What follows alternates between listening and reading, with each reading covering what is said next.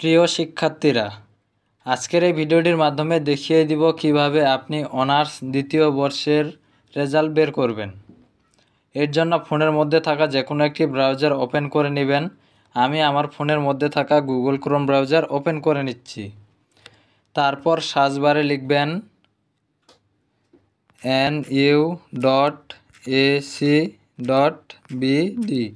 তারপর সার্চ করবেন।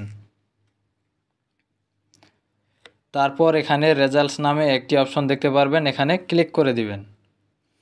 ক্লিক করার পর রেজাল্টস আর্চিভ এখানে ক্লিক করে দিবেন।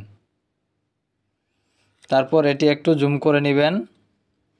তারপর এখানে অনার্সে ক্লিক করে দিবেন। এখন আমরা যেহেতু অনার্স দ্বিতীয় বর্ষের রেজাল্ট দেখব, তাই সেকেন্ড ইয়ারে ক্লিক করে দিব। তারপর এখানে প্রথমে আছে এক্সাম রোল। এখানে আপনার অ্যাডমিট কার্ডের এক্সাম রোলটি বসিয়ে দিবেন। তারপর আছে রেজিস্ট্রেশন, এখানে আপনার রেজিস্ট্রেশন নাম্বারটি বসিয়ে দিবেন। তারপর এক্সাম ইয়ারে আপনার পরীক্ষার বর্ষটি এখানে বসিয়ে দিবেন। তারপর এখানে একটি কোড দেখা যাচ্ছে, এই কোডটি নিচের ঘরে বসিয়ে দিতে হবে।